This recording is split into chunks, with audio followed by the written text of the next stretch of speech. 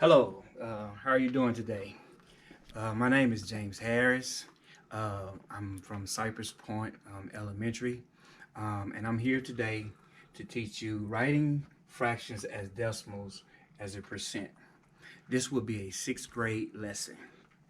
So, with that being said, let's talk about let's tell what a percentage is first of all. A percentage is always part of a whole. So let's understand that. So when we're talking about writing a percentage, it's not always the whole of it, okay? So with that being said, we're going to get right on into the lesson. Okay, the first thing we have here is 75 over 100. Now, understand here, we always have something that we call the numerator and the denominator. Okay, now the numerator is at the top and the denominator is at the bottom. So now what we're trying to do is convert this into a percentage. Now, looking at this, we already see that we have the whole as 100%.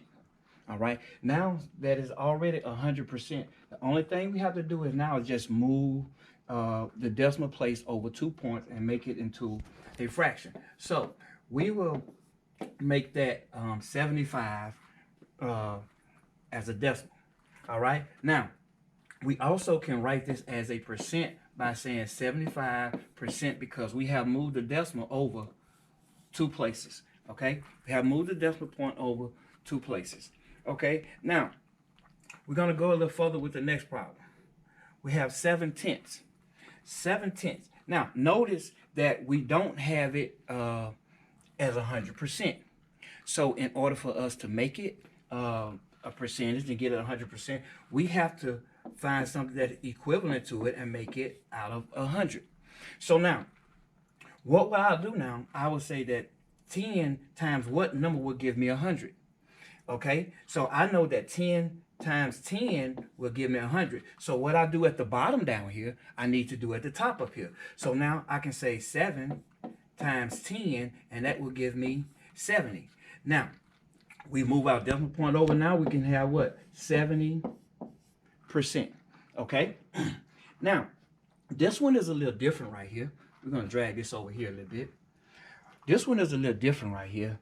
Now we have 3 over 25.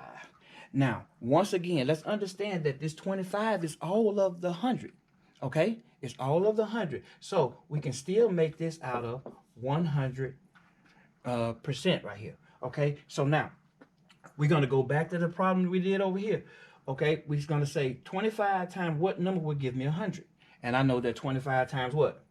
4 will give me 100. Okay, now what I did at the bottom, 25 times 4 gave me 100. So now I need to do 3 times 4 up here, and that'll give me what? 12. So now we will have what? 12%. Now, with that being said, we got some problems for you. Now it's your turn.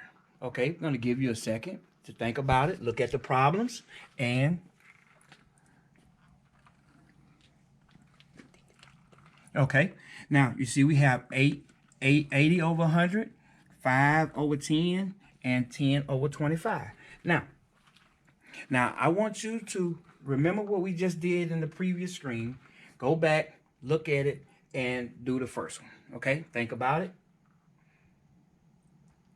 Yes, you just went on and just converted that one because it's already 100% already. So you just said what? 80%.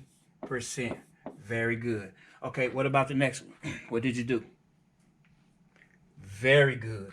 You said it had to equal, your denominator had to equal 100. Now I will what? Multiply 10 times the number to give me 100, which is what?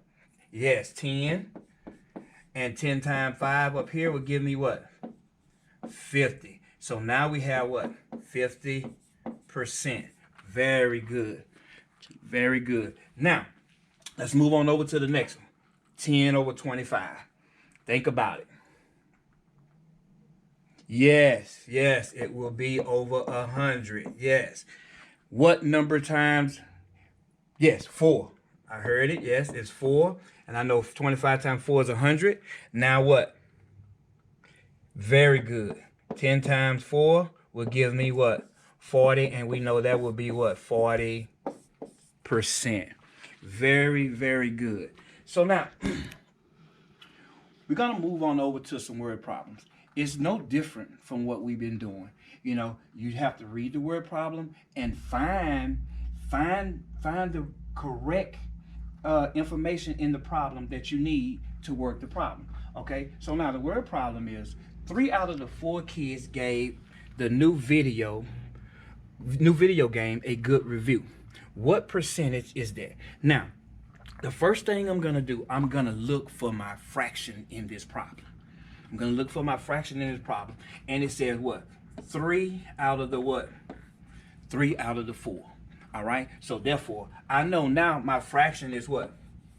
3/4. Okay. Now, I like doing this thing with fourth with my kids. Anytime my denominator is 4, I always think of $1.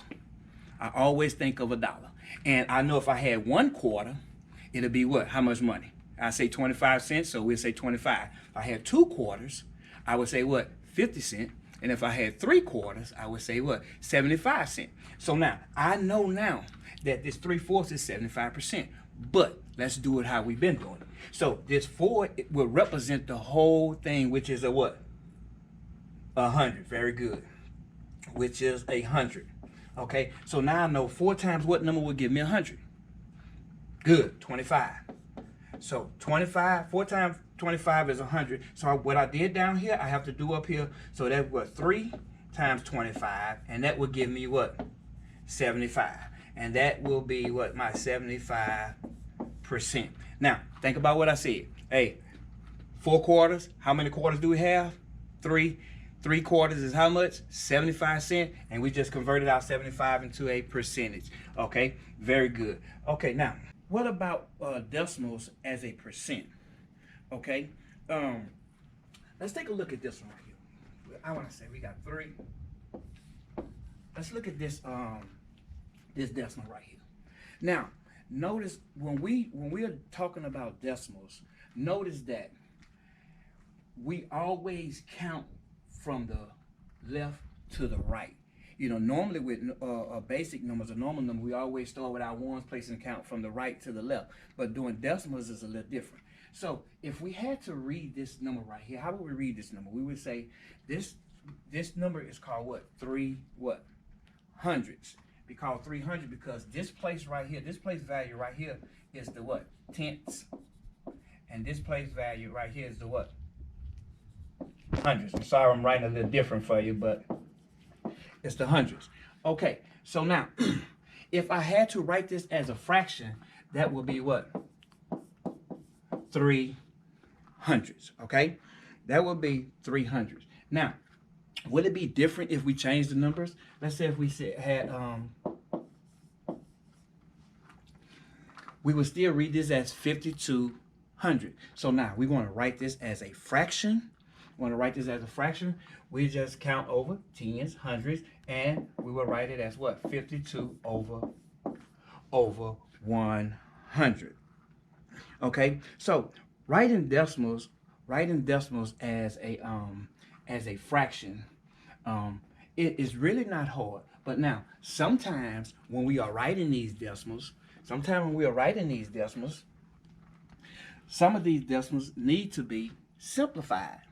Okay, some of these decimals need to be simplified. Okay, so now let's go back. Let's go back and let's say we had 5 tenths. 5 tenths. So we're gonna write this as a fraction first. So now it's only one number behind the decimal, so therefore that means we'll write that as 5 tenths. Now, looking at 5 tenths, I know that 5 tenths can be simplified. All right, 5 tenths can be simplified. I have to find a number that can both go into 5 and 10 even number of times. And what number is that? That would be 5. So now, I would say 5 would go into itself how many times? How many 5s in 5? Good, 1. Only 1. Only 1. Now, I will do the same thing with the denominator, which is 10. How many times will 5 go into 10? 2. Very good. Now, notice something. If I multiply it across right here, what would I get? Good, I would get 10. If I multiply it across right here, what would I get? 10. Very good. Okay, so now I'm going to give you a chance. I'm going to give you a chance to do one. But what I want to do this time, I want to change the denominator up on you. Okay, but before we go there, I have a question. What if we had this square? What if we had this square and we broke it down right here? We broke it down right here, and we're going to say that this is one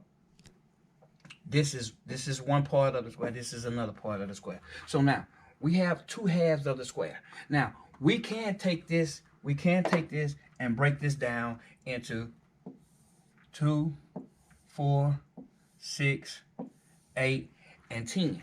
Now 10, and we can save 5 of them. But look, notice we still have 1 out of 2 that's shaded, which still give me my what? My 1/2. Okay? Will still give me my 1/2. So now I'm gonna give you a chance to do a couple. Okay? So I'm gonna give you 5 over 100.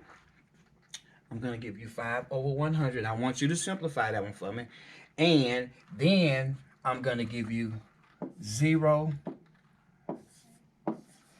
I want you to simplify this one for me, but then I also want you to turn this one into a fraction and simplify it for me. Okay? Think about it for a second. Think about it for a second. Now, remember, we just did one on the previous page. We didn't have 10, we had 100. All right? So now, let's think about it. What is the largest number that could go into 5 and 100? Good. 5. So, I'm going to ask myself, how many 5s in 5? Good. 1. I heard it. 1. How many 5s are there in 100? Good. 20. So now, we have simplified this. Simplifying it and doing it, but making it smaller, and we're just reducing the fraction. Okay? So now, let's take a look at this one. How do we read this number first? Yes, we will read it as 6 hundredths. Okay, so now let's write it as a fraction. Let's write it as a fraction. So now that would be what? 6 over what? 100. Very good.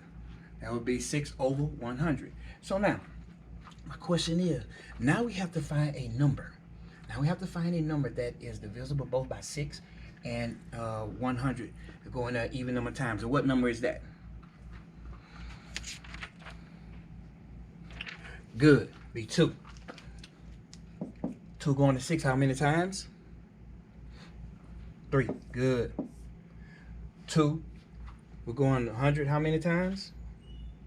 Good. 50. So now we have simplified it and we have reduced it to its lowest term.